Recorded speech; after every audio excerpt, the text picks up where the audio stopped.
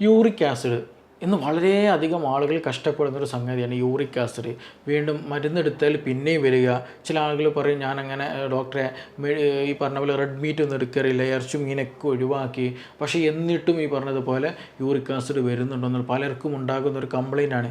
Actually എന്താണ് uric acid, അത് നോർമലാണോ അബ്നോർമലാണോ എന്നുള്ളതൊക്കെ നമ്മൾ ആദ്യം മനസ്സിലാക്കണം. അപ്പോൾ നമ്മുടെ ഇന്നത്തെ ഒരു വീഡിയോയിൽ അതുമായി ബന്ധപ്പെട്ട വിഷയങ്ങളാണ് ഇവിടെ ഡിസ്കസ് ചെയ്യാൻ ഉദ്ദേശിക്കുന്നത്. ഞാൻ doctor Siraj V, medical officer, QNB hospital, Koduvally. ആദ്യമായിട്ട് നമുക്ക് യൂറിക് ആസിഡ് എന്താണെന്നുള്ളത് ആദ്യം തിരിച്ചറിയാൻ ശ്രദ്ധിക്കണം. അപ്പോൾ ഈ പറഞ്ഞ കൺഫ്യൂഷൻസുകളൊക്കെ മാറിക്കിട്ടും എന്നുള്ളതാണ്. യൂറിക് ആസിഡ് എന്നുള്ളത് ഒരു പ്യൂരിൻ എന്നുള്ളൊരു കോമ്പൗണ്ട്, നമ്മുടെ ഭക്ഷണത്തിലൂടെ കിട്ടുന്ന ഒരു കോമ്പൗണ്ടാണ്, നമ്മുടെ ശരീരത്തിലൊക്കെ ഉണ്ടാകുന്നൊരു കോമ്പൗണ്ടാണ്.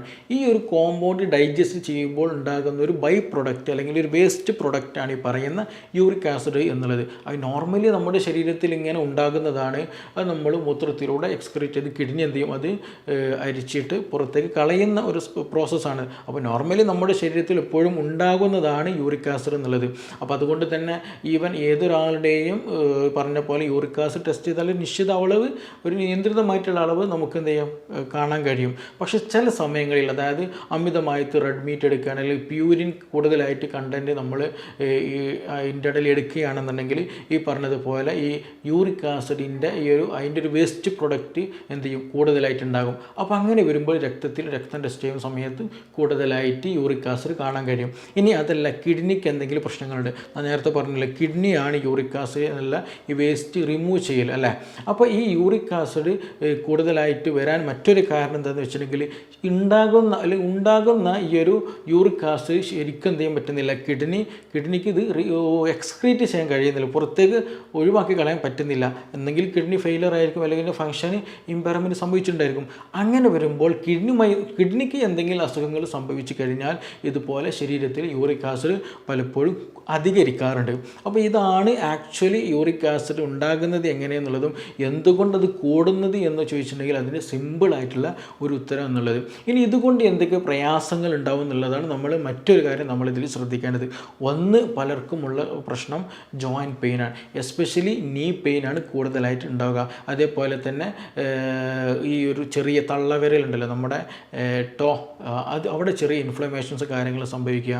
അതേപോലെ തന്നെ വിരലുകൾക്കൊക്കെ എന്ത് ചെയ്യും, ചെറിയ രൂപത്തിൽ ഇൻഫ്ലമേഷൻസ് കാര്യങ്ങൾ അതൊക്കെ സംഭവിക്കുക എന്നുള്ളതാണ്. കൂടുതലായിട്ട് ഈ യൂറിക് ആസിഡ് ബ്ലഡിൽ കൂടിക്കഴിഞ്ഞാൽ നമ്മുടെ ശരീരത്തിൽ എസ്പെഷ്യലി വലിയ ജോയിൻറ്റുകളിലേക്ക് എന്ത് ചെയ്യും, ഇത് ഡെപ്പോസിറ്റ് ചെയ്യും. അത് പിന്നെ ഒരു ക്രിസ്റ്റലായിട്ട് രൂപാന്തരപ്പെടുന്നില്ല, ചെറിയ ക്രിസ്റ്റലായിട്ട് രൂപാന്തരപ്പെടും. അപ്പോൾ അങ്ങനെയും ചാൻസുകളുണ്ട്. അപ്പോഴാണ് ആക്ച്വലി നമ്മൾ ഗൗട്ടി എന്നുള്ള ഒരു അസുഖമായിട്ട് ഉണ്ട് എന്ന് പലപ്പോഴും പറയുക.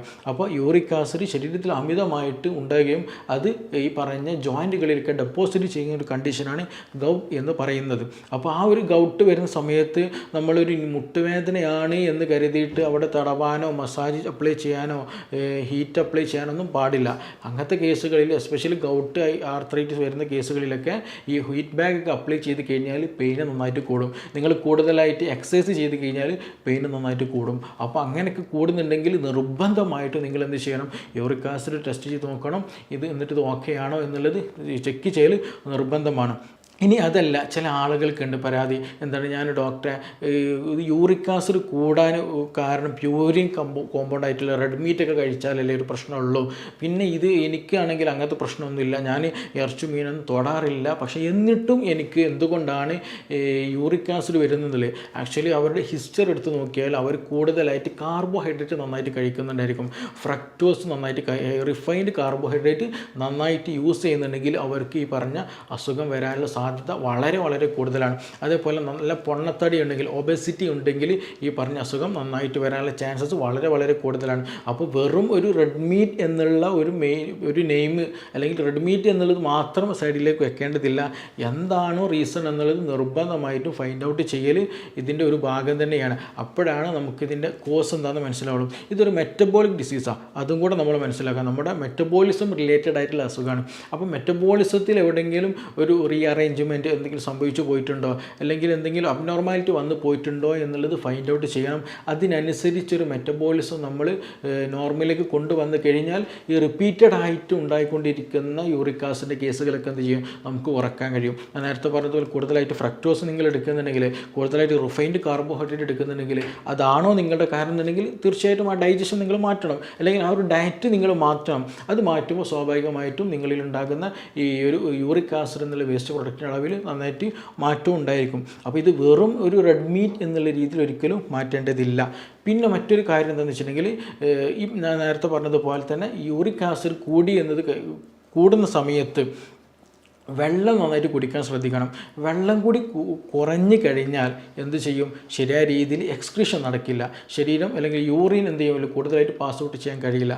അങ്ങനെ വരുമ്പോൾ ഈ പറഞ്ഞ വലിയ ജോയിൻറ്റുകളിലൊക്കെ എന്ത് ചെയ്യും, ഈ പറഞ്ഞ യൂറിക് ആസിഡ് ഡെപ്പോസിറ്റ് ചെയ്യും, ക്രിസ്റ്റൽ ഫോം ചെയ്യും, ഗൗട്ടി ആർത്രൈറ്റിസ് ഉണ്ടാകാനുള്ള ചാൻസസ് വളരെ കൂടുതലാണ്. അപ്പോൾ യൂറിക് ആസിഡ് ഉള്ള ആളുകൾ എന്തെങ്കിലുമൊക്കെ ബീഫോ അല്ലെങ്കിൽ റെഡ് മീറ്റ് എടുക്കുന്ന സമയത്ത് അത്യാവശ്യത്തിന് നല്ല വെള്ളം കുടിച്ചാൽ തന്നെ ഇത് വലിയൊരു ശതമാനം വരെ പരിഹാരം പൂർണ്ണമായി എന്ന് പറയുന്നില്ല.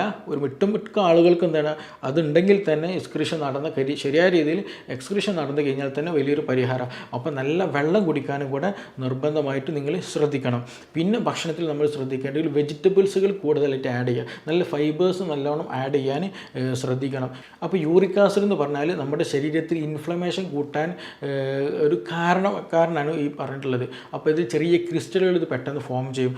അപ്പോൾ അതുകൊണ്ട് തന്നെ കിഡ്നി സ്റ്റോൺ പെട്ടെന്നുണ്ടായിരിക്കും. കൂടുതലായിട്ട് റെഡ് മീറ്റ് എടുക്കുന്ന ആളാണ്, കൂടുതലായിട്ട് ഈ പറഞ്ഞ ബീഫും ചിക്കനും കാര്യങ്ങളൊക്കെ എടുക്കുന്നുണ്ടെങ്കിൽ, പ്രോട്ടീൻ കൂടുതൽ എടുക്കുന്നുണ്ടെങ്കിൽ, കൂടുതൽ പ്യൂരിൻസ് എടുക്കുന്നുണ്ടെങ്കിൽ, പറഞ്ഞ പോലെ അവർക്ക് ഓൾറെഡി ഞാൻ നേരത്തെ പറഞ്ഞല്ലോ വാട്ടർ ഇൻടേക്ക് കൂടി കുറവാണെന്നുണ്ടെങ്കിൽ സ്വാഭാവികമായിട്ടും യൂറിക് ആസിഡിൽ സ്റ്റോൺ വരും.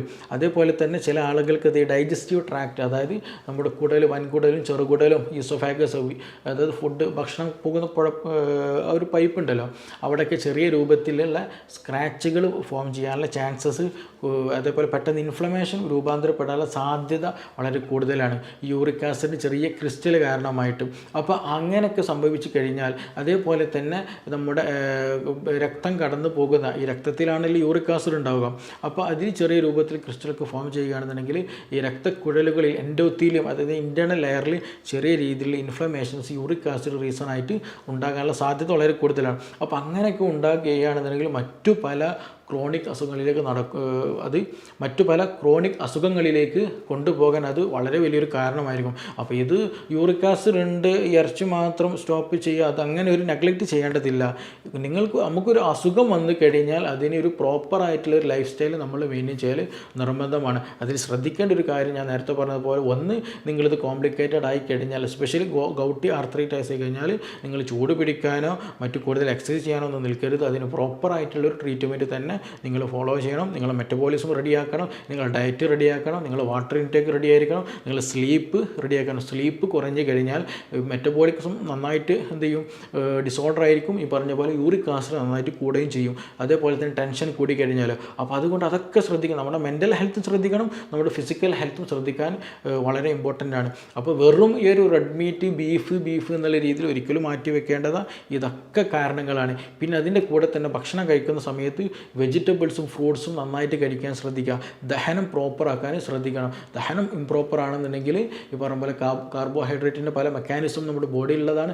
അതുമൂലവും എന്ത് സംഭവിക്കും, ഈ പറഞ്ഞ യൂറിക് ആസിഡിൻ്റെ ബൈ പ്രോഡക്റ്റ് അല്ലെങ്കിൽ വേസ്റ്റ് പ്രോഡക്റ്റ് ശരീരത്തിൽ കൂടാനും ഈ അസുഖങ്ങൾ വരാനുള്ള സാധ്യതയുണ്ട്. അപ്പോൾ അത് ശ്രദ്ധിക്കാം. പിന്നെ നല്ല വെള്ളം കുടിക്കുക, പിന്നെ അത്യാവശ്യം ശാരീരികമായിട്ടുള്ള വർക്കൗട്ട് കാര്യങ്ങൾ ശ്രദ്ധിക്കുക.